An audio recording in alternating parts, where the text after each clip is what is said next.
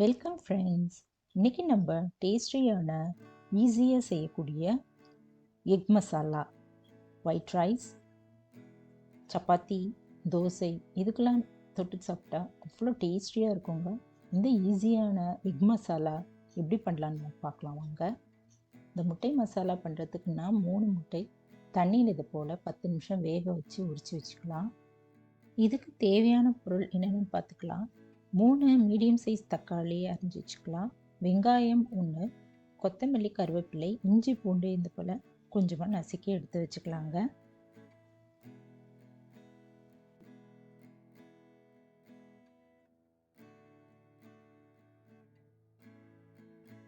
இதுக்கு மசாலா பொடி, சாம்பார் பொடி 1 டீஸ்பூன், பிளெயின் மிளகாய்த்தூள் 1 டீஸ்பூன், தனியாத்தூள், மஞ்சத்தூள், ஜீரகத்தூள் ஒரு அரை டீஸ்பூன், கரம் மசாலா இதெல்லாம் ஒரு கிண்ணத்தில் தனித்தனியாக எடுத்து வச்சுக்கலாங்க. இப்போ அடுப்பு ஒரு கடாய் வச்சுட்டு அதில் ஒரு 3 டீஸ்பூன் ஆயில் ஊற்றிக்கலாம்.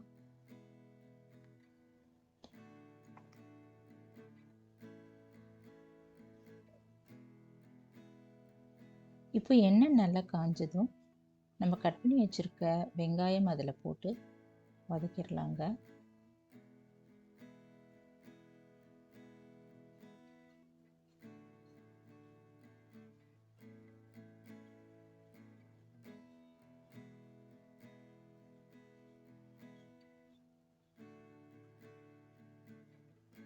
இது லைட்டாக வதங்கின பிறகு நசுக்கி வச்சுருக்கிற இஞ்சி பூண்டு இதில் போட்டுடலாம்.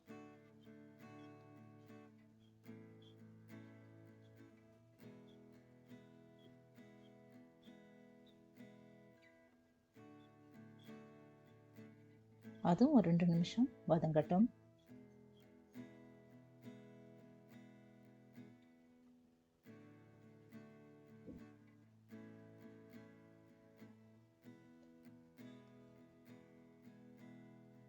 கருவேப்பிலை போட்டுக்கலாம்.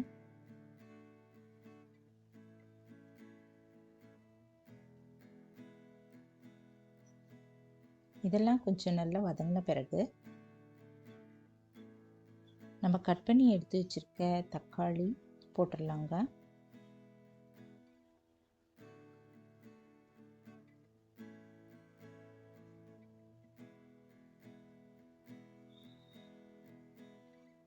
இதெல்லாம் நல்லா வதங்கிறதுக்கு ஒரு அரை டீஸ்பூன் உப்பு போட்டுட்டு மூடி வச்சிடலாம்.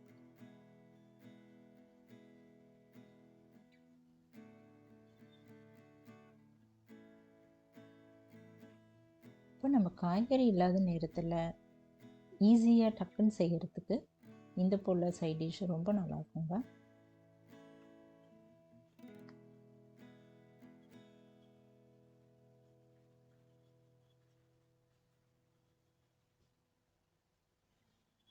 கொஞ்சம் வதங்கின பிறகு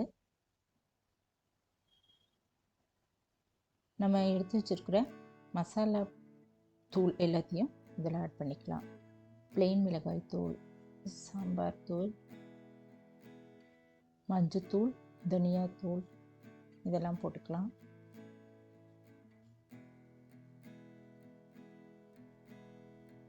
இதெல்லாம் நல்லா மீடியம் ஃப்ளேம்லே இருக்கட்டும்ங்க.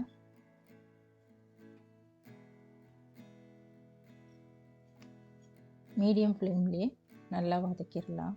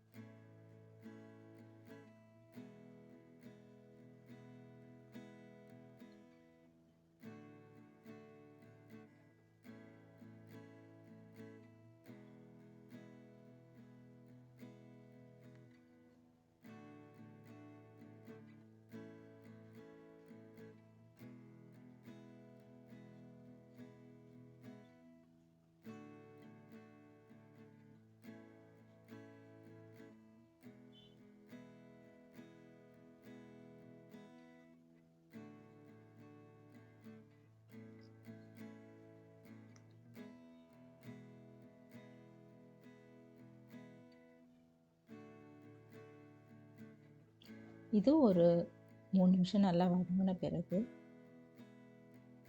நம்ம எடுத்து வச்சுருக்க ஜீரகத்தூள் இதில் போட்டு அதையும் சேர்த்து வதக்கிடலாம்.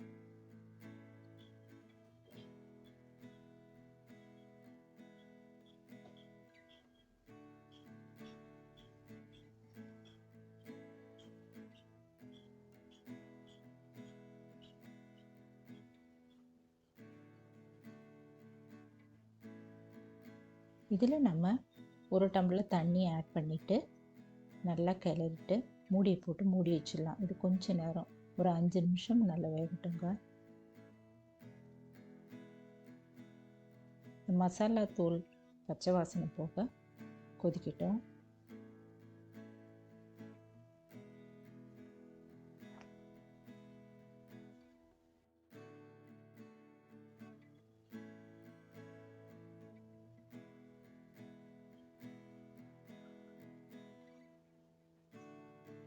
இப்போ இது நல்லா கொதித்த பிறகு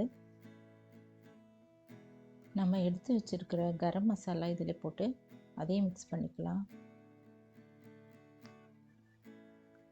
கடைசியாக நம்ம வேக வச்சு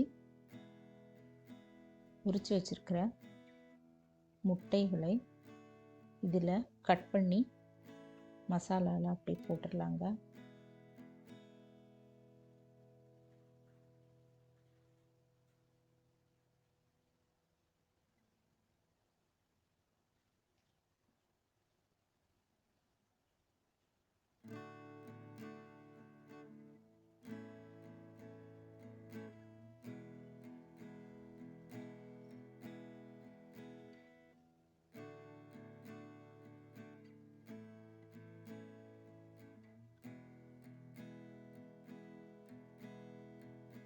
மேலே கொத்தமல்லி தூவிட்டு ஒரு 2 நிமிஷம் அப்படியே அடுப்பில் இருக்கட்டும். மூடி வச்சுட்டு ஸ்டவ் ஆஃப் பண்ணிடலாம்.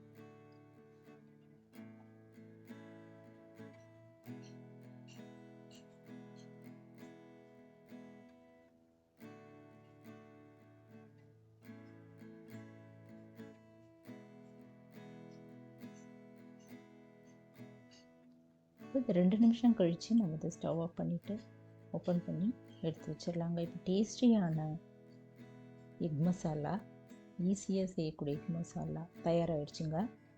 இதை நம்ம சாதத்தில் ஒயிட் ரைஸில் போட்டு பிசைஞ்சு சாப்பிட்டா அவ்வளோ டேஸ்டியாக இருக்குங்க. நீங்கள் ட்ரை பண்ணி பாருங்கள். சப்பாத்திக்கும் ரொம்ப டேஸ்டியாக இருக்கும். இந்த வீடியோ பிடிச்சதுன்னா குக்கிங் வித் சித்ரு இந்த சேனலை சப்ஸ்கிரைப் பண்ணிக்கோங்க ஃப்ரெண்ட்ஸ். Thanks for watching.